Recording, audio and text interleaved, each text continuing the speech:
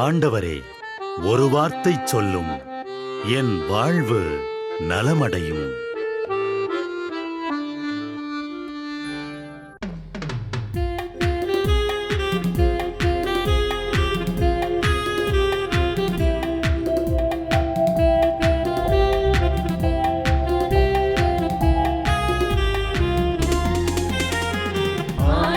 வார்த்தை வல்லமை தருவது அல்லேலூயா. ஆண்டவர் வார்த்தை வாழ்வு தருவது அல்லேலூயா. ஆண்டவர் வார்த்தை வல்லமை தருவது அல்லேலூயா. ஆண்டவர் வார்த்தை வாழ்வு தருவது அல்லேலூயா.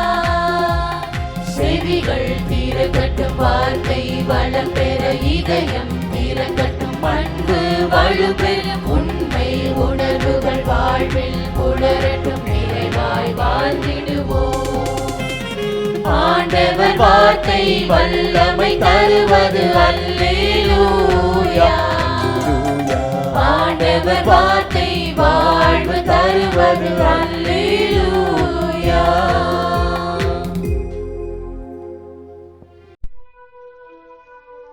திருப்பாடல் 24. மண்ணுலகும் அதில் நிறைந்துள்ள அனைத்தும் ஆண்டவருடையவை. நில உலகும் அதில் வாழ்வனவும் அவருக்கே சொந்தம்.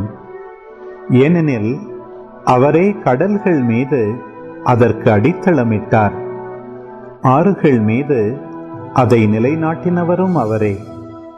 ஆண்டவரது மலையில் ஏற தகுதியுள்ளவர் யார்? அவரது திருத்தலத்தில் நிற்கக்கூடியவர் யார்? கரைபடாத கைகளும் மாசற்ற மனமும் உடையவர், பொய் தெய்வங்களை நோக்கி தம் உள்ளத்தை உயர்த்தாதவர், வஞ்சக நெஞ்சோடு ஆணையிட்டு கூறாதவர். இவரே ஆண்டவரிடம் ஆசி பெறுவார். தம் மீட்பராம் கடவுளிடமிருந்து நேர்மையாளர் என தீர்ப்பு பெறுவார். அவரை நாடுவோரின் தலைமுறையினர் இவர்களே. யாக்கோபின் கடவுளது முகத்தை தேடுவோர் இவர்களே. வாயில்களே, உங்கள் நிலைகளை உயர்த்துங்கள். தொன்மை மிகு கதவுகளே, உயர்ந்து நில்லுங்கள். மாட்சிமிகு மன்னர் உள்ளே நுழையட்டும். மாட்சிமிகு மன்னர் இவர் யாரோ? வலிமையும் ஆற்றலும் கொண்ட ஆண்டவர் இவர். இவரே போரில் வல்லவரான ஆண்டவர். வாயில்களே, உங்கள் நிலைகளை உயர்த்துங்கள்.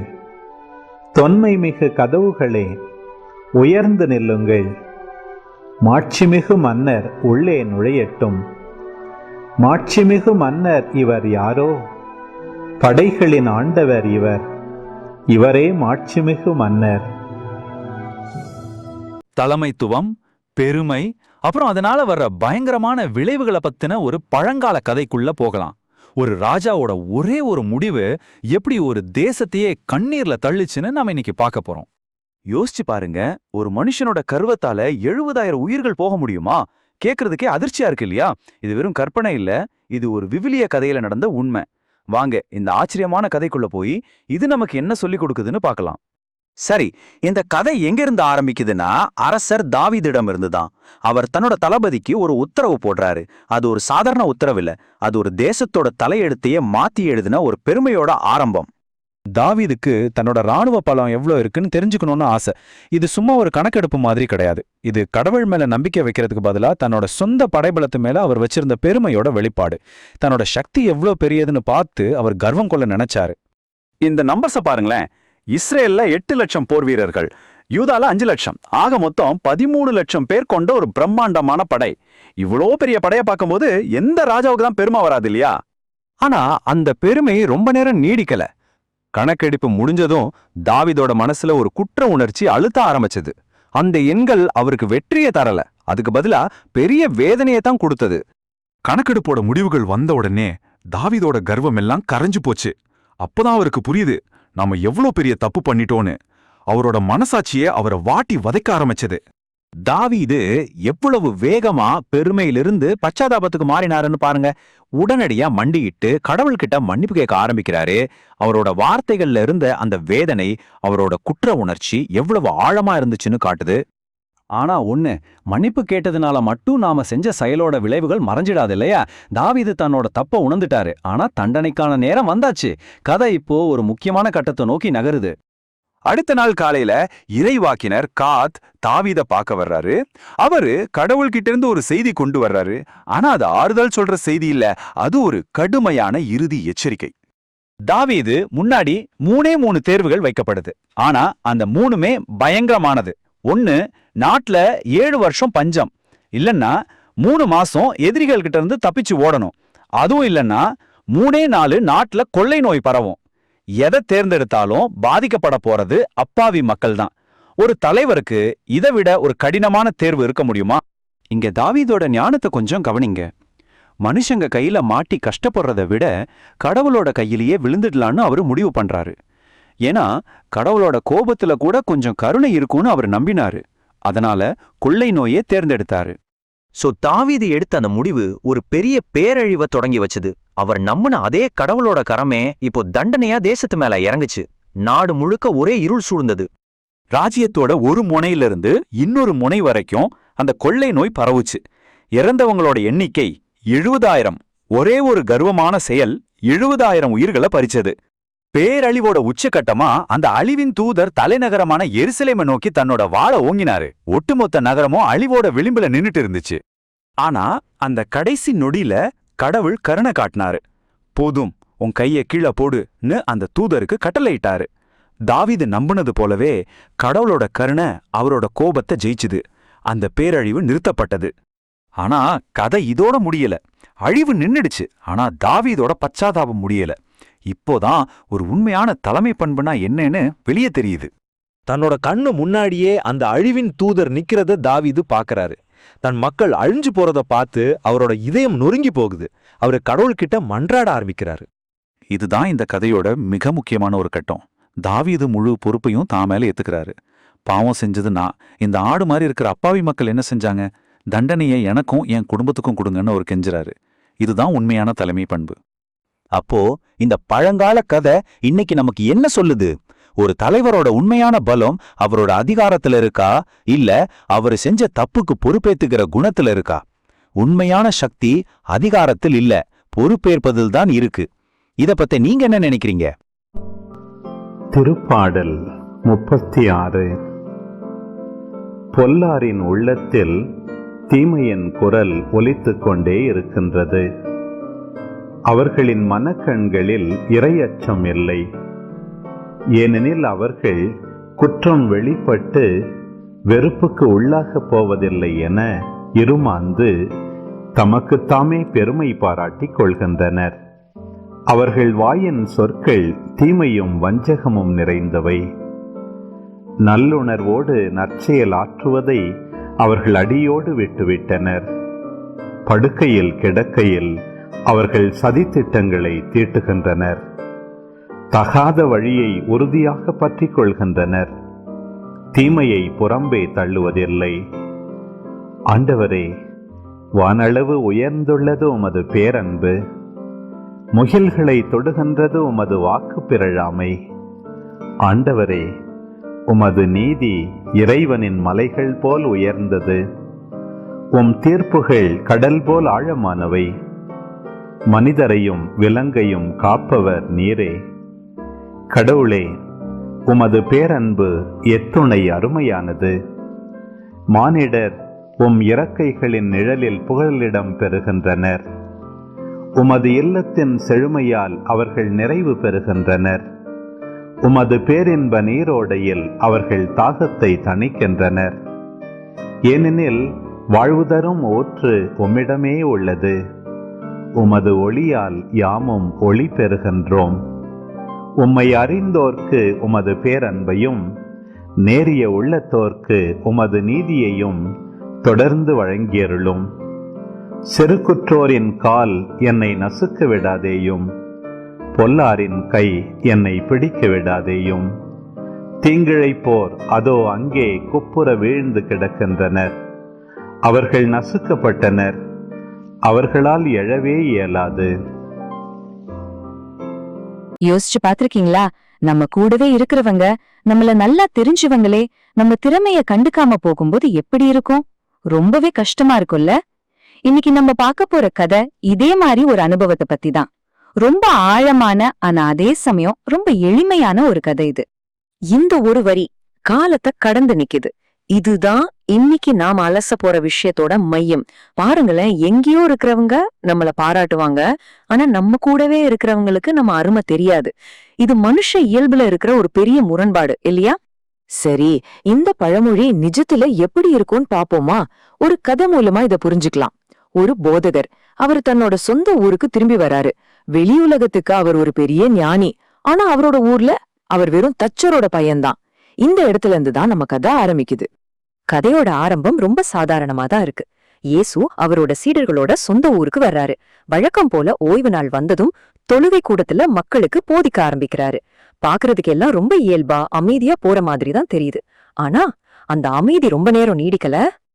இப்போதான் கதையில ஒரு பெரிய ட்விஸ்ட் வருது. முதல்ல ஆச்சரியப்பட்ட அதே ஜனங்க கொஞ்ச நேரத்திலே சந்தேகப்பட ஆரம்பிக்கிறாங்க. அந்த ஆச்சரியம் மெதுவா அவநம்பிக்கையா மாறுது. அவர் பேச ஆரம்பிச்சதும் அங்கிருந்தவங்களுக்கு ஒரே ஆச்சரியம்.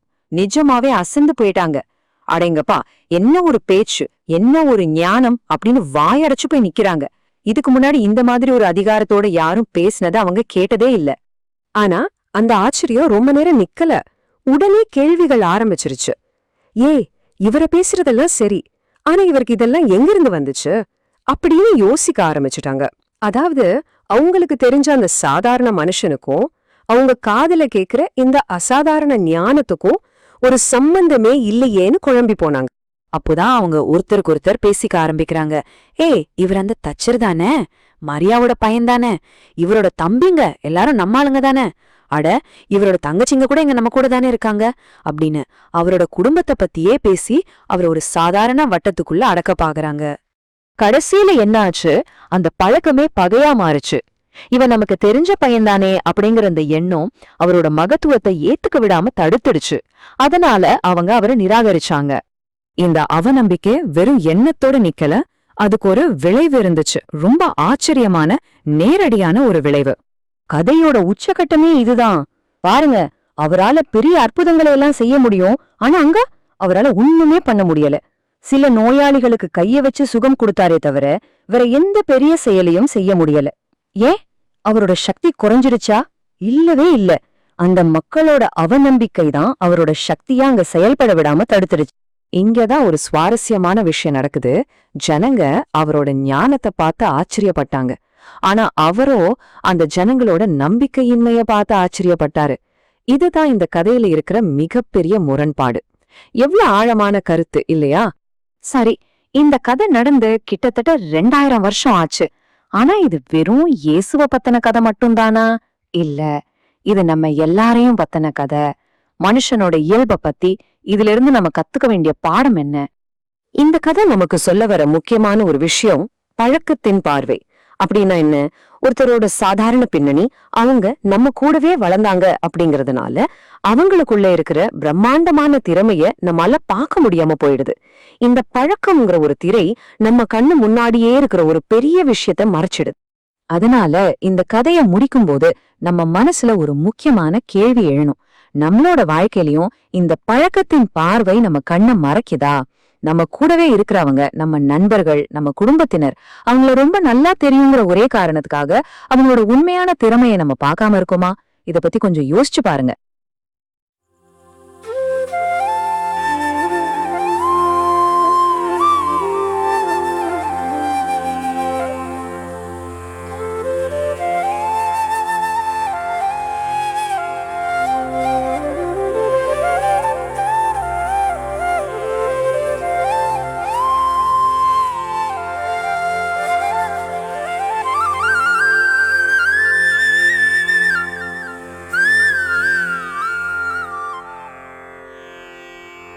தந்தை, மகன், தூய ஆவியின் பெயராலே ஆமென்.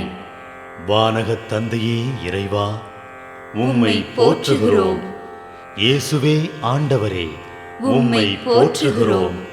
தூய ஆவியானவரே, உம்மை போற்றுகிறோம். மூவொரு இறைவா, உம்மை போற்றுகிறோம். அருள் நிறை மரியே, எங்கள் ஆண்டவரின் தாயே, உம்மை போற்றுகிறோம். எங்கள் வானக தந்தையே இறைவா, கடந்த இரவு முழுவதும் எங்களை காத்து கண்ணயரச் செய்த உமது அருள் அன்புக்காக நன்றி கூறுகிறோம். நீர் தந்த இந்த புதிய நாளுக்காக நன்றியோடு உம்மை போற்றுகிறோம். எங்கள் வாழ்வில் ஒரு நாளை கூட்டித் தந்தமைக்காக உமக்கு நன்றி கூறுகிறோம். எங்கள் இயேசுவே ஆண்டவரே, காலைதோறும் உமது அருளன்பால் இரக்கத்தால் எங்களை நிரப்புவதற்காக நன்றி கூறுகின்றோம். இந்த நாளில் நீர் எங்கள் மீட்பராகவும் ஆண்டவராகவும் நல்ல ஆயனாகவும் இருந்தருளுமாறு உம்மை வேண்டுகிறோம்.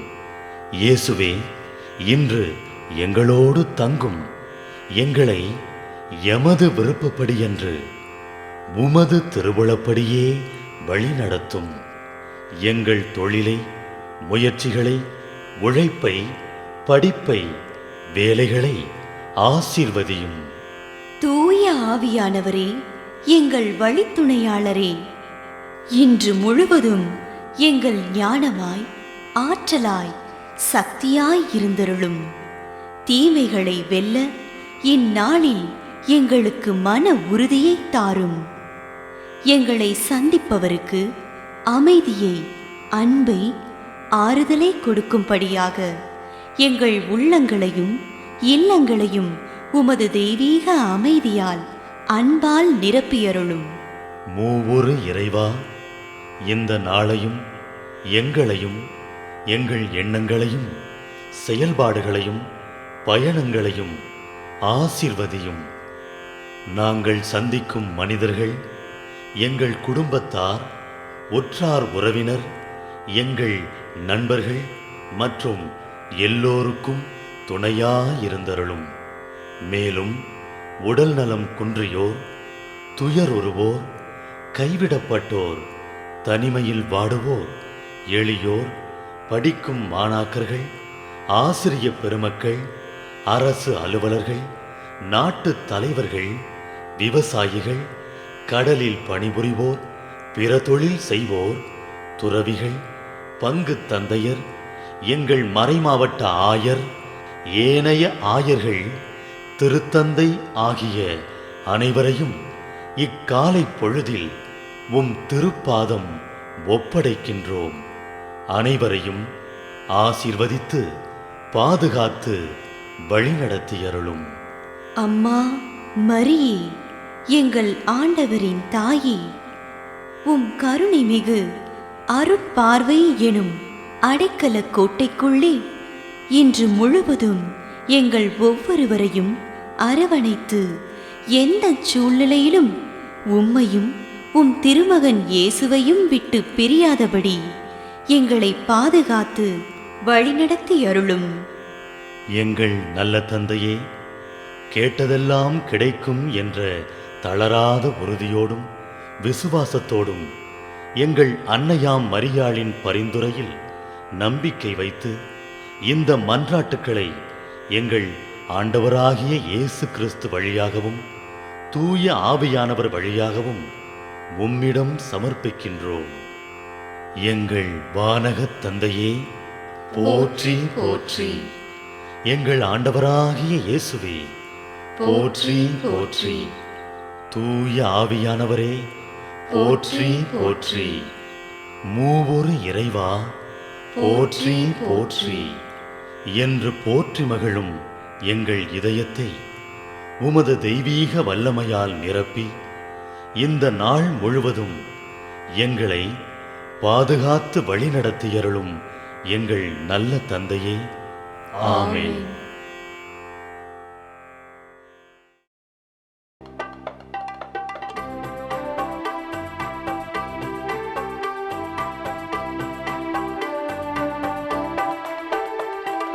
விண்ணுலகில் இருக்கு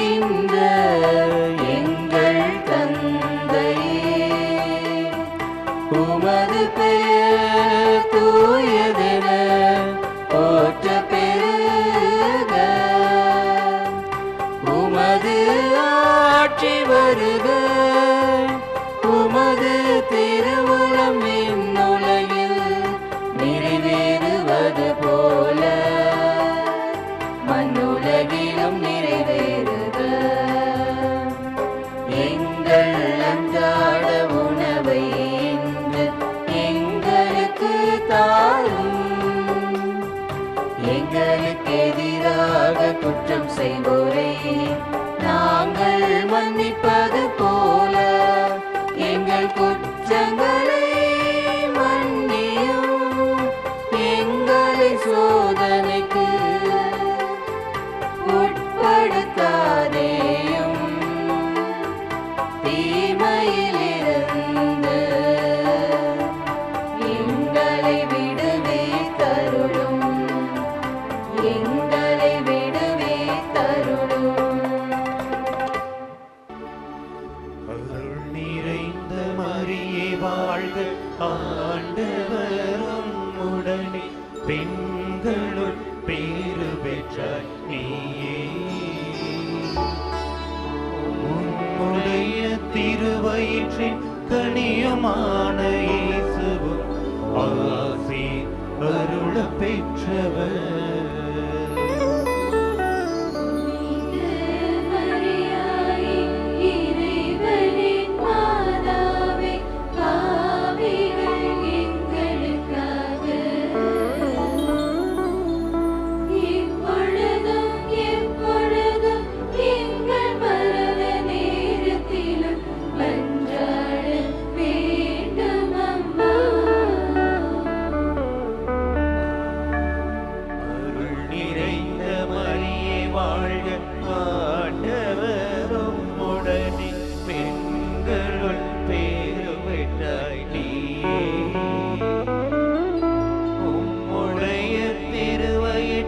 கனியுமான இயேசுவும் ஆசி அருள பெற்றவர்.